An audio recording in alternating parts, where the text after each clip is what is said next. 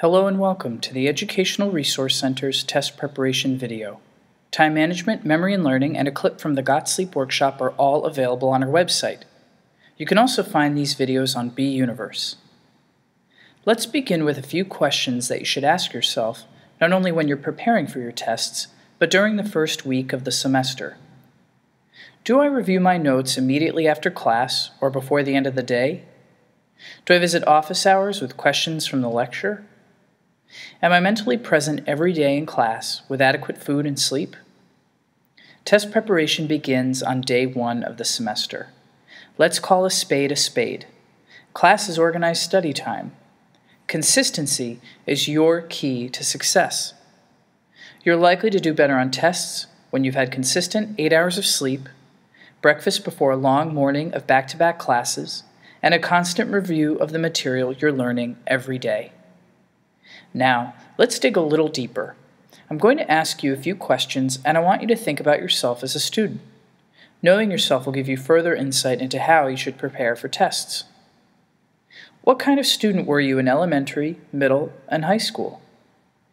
What messages did you receive about the importance of school and your academic abilities from your friends, family, and teachers?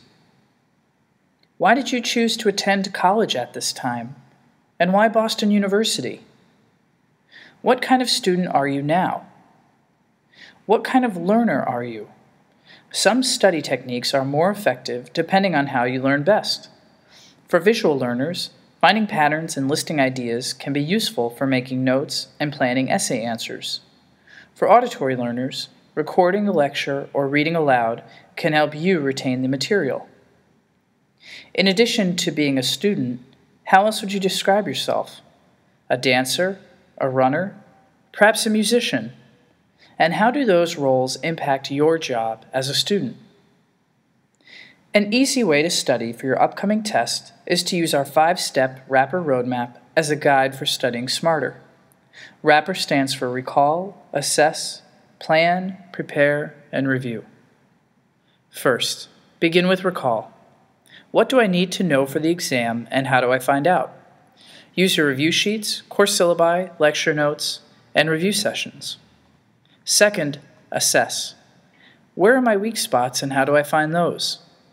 Reviewing midterms, quizzes, homework, labs, and professor comments from papers and tests can help you see where more effort is required. Office hour conversations and study group peer feedback can also be good places to assess your weak spots in the course material. Third, plan. How much time do I have to study, and which chapters need more attention? And how do I prioritize the material? There is a finite amount of time after all. To help with the plan portion of Rapper, this study guide organizer can be helpful as you think about what you need to know for your upcoming exam. You can input the most important concepts from a chapter, lecture, or from the entire test. As I said, there's a finite amount of time for studying.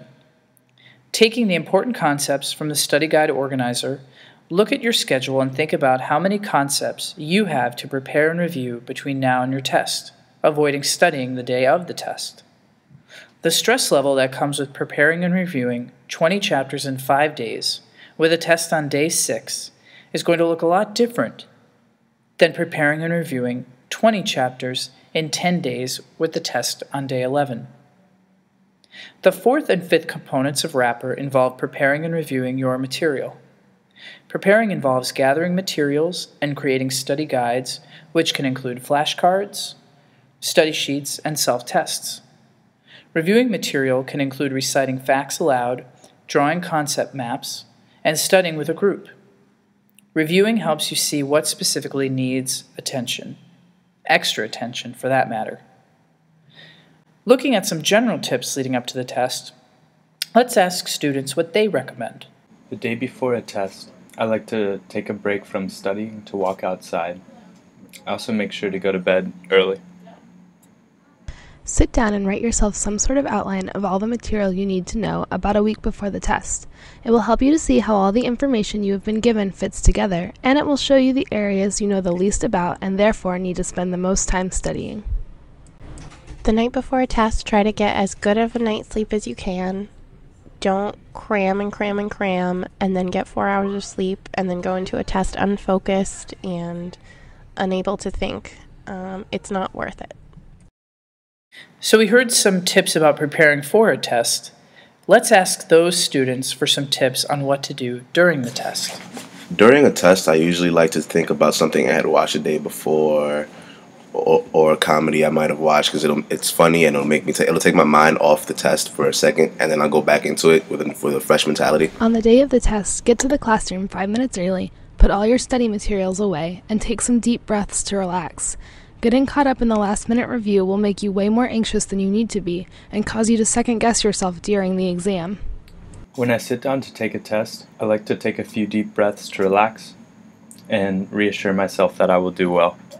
What do you do after your test to de-stress? After a test, I love to go skateboarding to clear my mind and decompress. After the test, don't worry about your answers or go to look things up in your class notes. It's too late to correct your answers now, and even if you were wrong, you still might get some partial credit. No use spending all your time between now and when the grades come back panicking about the things you did or didn't do wrong. Usually after a test, I've been running on adrenaline for 3 days or more, so I go home, take a nap, and watch lots of TV, and it feels awesome. After a test is over, I usually just like to listen to music because it'll take my mind off the test, because I know the test itself usually resonates in your mind for a while. I leave you with this. Consider a student who has actively taken notes on almost every lecture, but has not recited, rewritten, or reviewed his or her notes. According to the Ebbinghaus forgetting curve, you could forget as much as 40% of the material 19 minutes after the lecture has ended if you don't review your notes immediately afterwards. Reviewing your notes every day after every class will increase the likelihood that you will retain and recall the lecture material. Test taking is a skill that requires practice. Consistent studying all semester long will always yield far better results and will save you stress, sleep deprivation, and time. Good luck, and come see us anytime to strategize some more, and thanks for watching.